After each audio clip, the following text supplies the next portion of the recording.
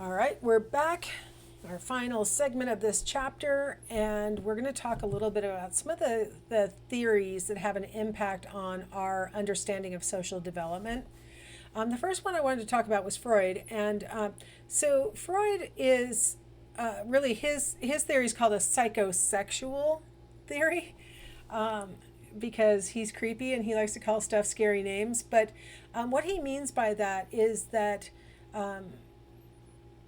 our erogenous zones, which when we are adults can be physically arousing areas of our body, they include the genitals, but they also include other parts of the body that can be erotic.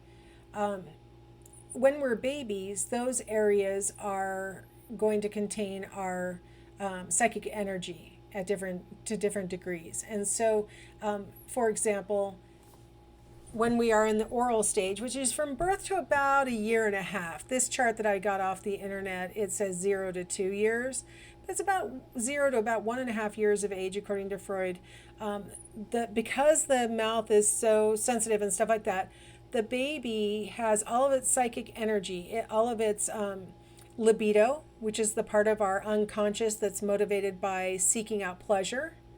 And then thanatos, which is the part of our psyche that's unconscious and it's driven towards like harm or damage. It's actually called our death instinct. So like we've got our life affirming libido and our death affirming thanatos. It's all unconscious and it's all attached to our mouth when we're babies. And so babies do a lot of things with their mouth. They suck, they bite, which can be harmful. A lot of times babies in the second year of life will start biting other people, the dog, on purpose. And they do it because it feels good to them. You have to remember that the psychic energy is driven by this pleasure principle. Like you should always, as an individual, according to your unconscious, should always be experiencing pleasure. You should never be hungry. You should never be too tired. You should never be too hot. You should always be experiencing pleasure. And so if it feels good to you to bite the dog, then you should bite the dog, right? The dog doesn't like it, but it felt good to you, right? So we'll notice that babies between 0 and about a year and a half, they do explore the world with their mouths. They do put everything they find into their mouths. They do a lot of biting and sucking and chewing and things like that, thumb sucking, things like that. So this one stage of Freud's psychosexual development, most of my students are like, well, that part kind of makes sense. Okay, he's not completely crazy. That part seems okay. Well, now we move over to the other part that will overlap at least partly with infancy, and that's the anal stage. And according to Freud, that starts about a year and a half, and it goes until we're about 3 years of age. And he called it the anal stage because this is the point when babies or toddlers are starting to get focused on controlling their bowels in particular. Bowel and bladder, but he called it the anal stage because he thought bowels were more important. So it isn't about gaining what we as adults, when we hear the word pleasure, from elimination. Some of our textbook descriptions make it seem like it's about sort of pleasure in the act of elimination, and it makes it sound kind of creepy. And it's creepy enough without us, recasting what Freud says. He's talking about the pleasure being gaining control over the bowel and the bladder. This is the first time in the child's development where they are trying to conform to what is going on in their context. Other people have to change their diapers, and getting control over their bowel and bladder is going to allow them to have this autonomy where they won't have to have somebody else changing their diapers and stuff. So for Freud, it's all about gaining control. In the oral stage, it's all about being really dependent. If you think about a 0 to 1.5-year-old baby, that period of our lives, we're completely dependent on the environment taking care of us. I mean, for a lot of that, we can't even move on our own, let alone feed ourselves. I mean, we can't find food, we can't put it in our mouths. There's nothing we can do. We are completely dependent on the environment.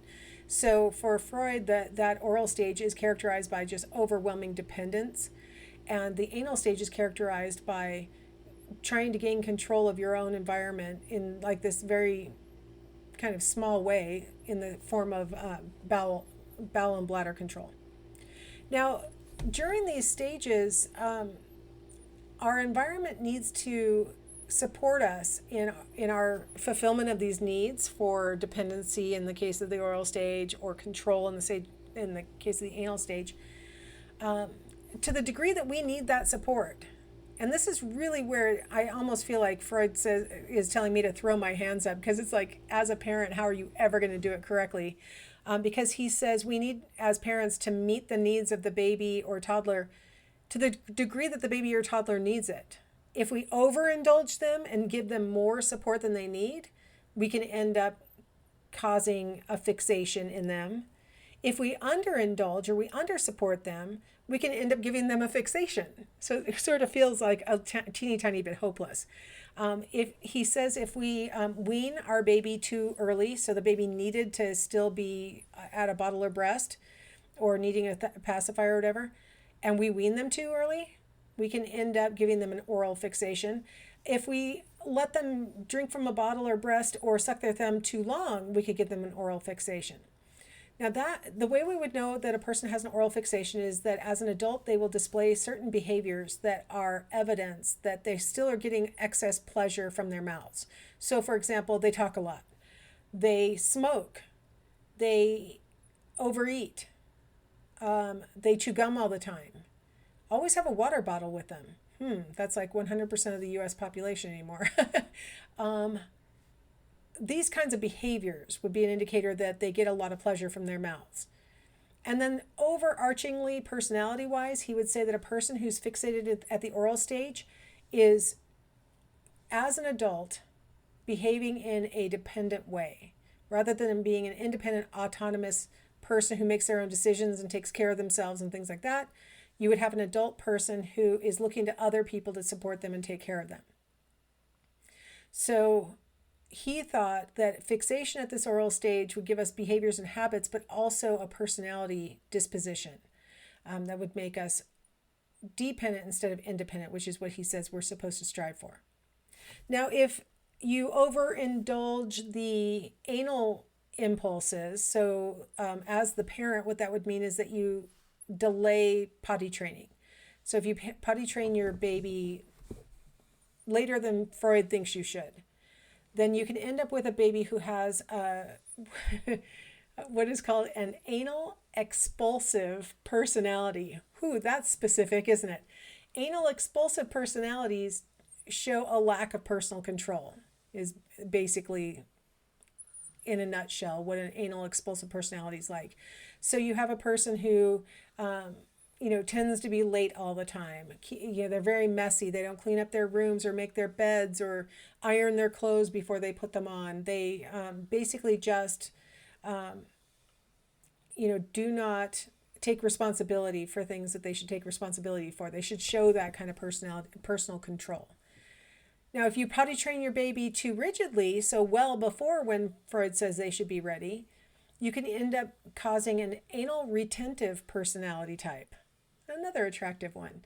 The basic overriding principle here is that you've got a person who's too controlled to the point where they're rigid. They won't even allow themselves to experience normal pleasures because they should be always neat, orderly, in control, things like that. So if you imagine a person who maybe has a fixation at the oral stage and they are anal expulsive, they may overeat to the point where they are, become morbidly obese from having a lack of control over the pleasure that they derive from their mouths. So you can kind of pair some of these fixations together and explain like really complicated behaviors or outcomes. So this is all Freudian theory. This is not necessarily fact. I mean, he didn't use the scientific method to test anything. He just used his own logic to try and explain what he observed and what he thought was going on.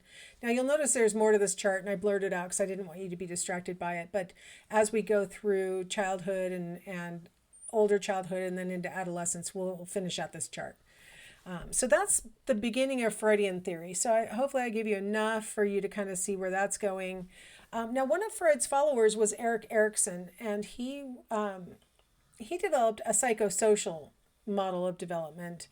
One of the things that really distinguishes Erickson from Freud, and then also from Piaget, who's our other big theorist that we'll be following, but he's cognitive, is that Erickson believed that development progresses throughout our entire lives, not just up until adolescence, like Freud and Piaget thought. So that's a really big, important distinction between Erickson and the others.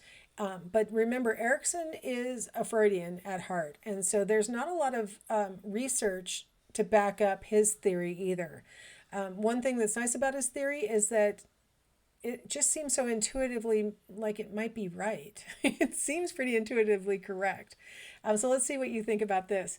So he says during the infancy period, and especially the first year of life, the big conflict that faces all of us is whether we can trust the world or if we should approach the world with mistrust.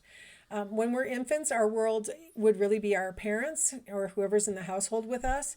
And so that first year of life is going to be really important for us coming to understand whether our parents are trustworthy, whether our needs will get met, and we can feel safe and secure in our household with our caregivers and like that. If you have a baby who solves the problem on the side of trust, they're going to be better equipped to handle the next conflict.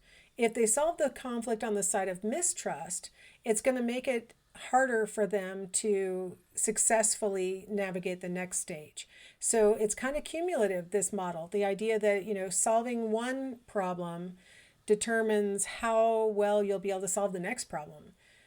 So really the first year of life is that trust versus mistrust level.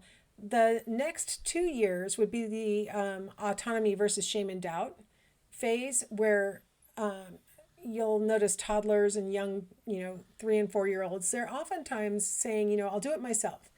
My granddaughter, when she was about 2.5, she started declaring that she could lock herself into her baby seat, in the car seat. And she would say, do it my own self. I do it my own self.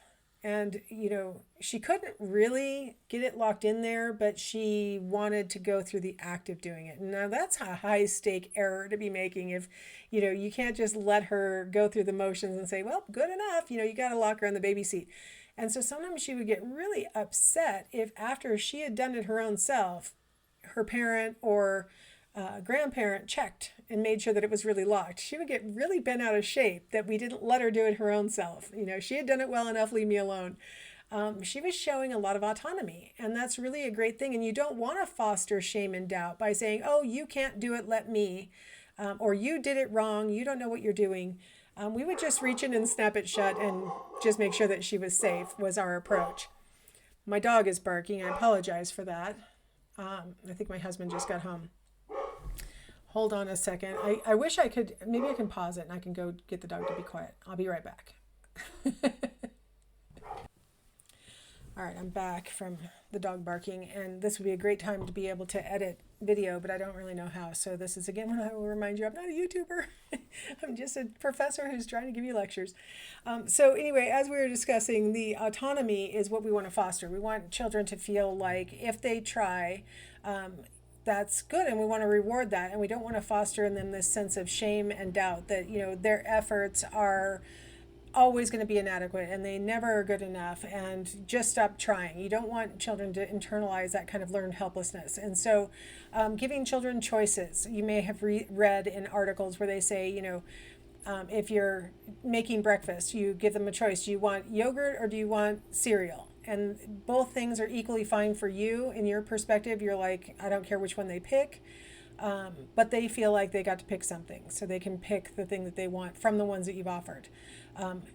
A really common mistake parents will make is say, what do you want for breakfast? And now you're stuck going, oh, I don't feel like making, bacon and eggs. I'll give you cereal. And now we're in an argument. I said I wanted bacon and eggs. So you give them choices of things you're willing to provide or to do, and letting them pick. That gives them the sense that their choices are valid, that you'll support them on those things. But it also keeps you from becoming, a short order cook or, things where you end up jumping through hoops that you didn't feel like jumping through. The key thing that you don't want to do is foster shame and doubt. And this is a tough one though, because when little kids do things like, look, I made art on the wall in our rental that you're never going to get your security deposit back now that I did this, you want to say to them, no, you don't draw on the wall.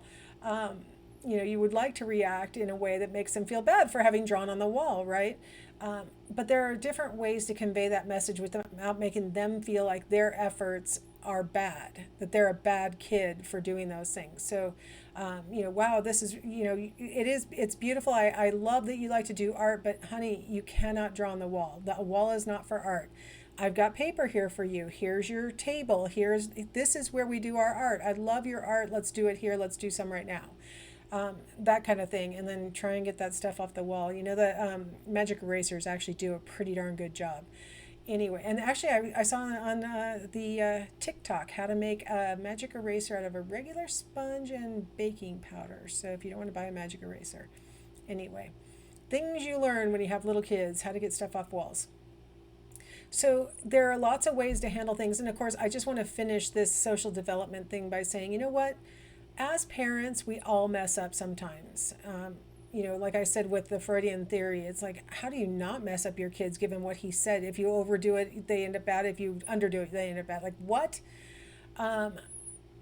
Everybody messes up occasionally as a parent. The important thing is the overarching consistency. And so with little babies, between 0 and 2, there will be times when you don't go to them when they cry, or you go to them when they really didn't need you. Like, stuff's going to happen.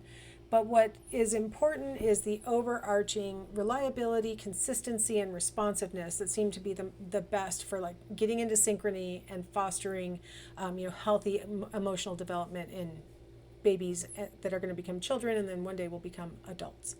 So, all right, that completes chapter 7. And so now we are done with the 0 to 2-year-old phase. So I will see you next in the early childhood phase.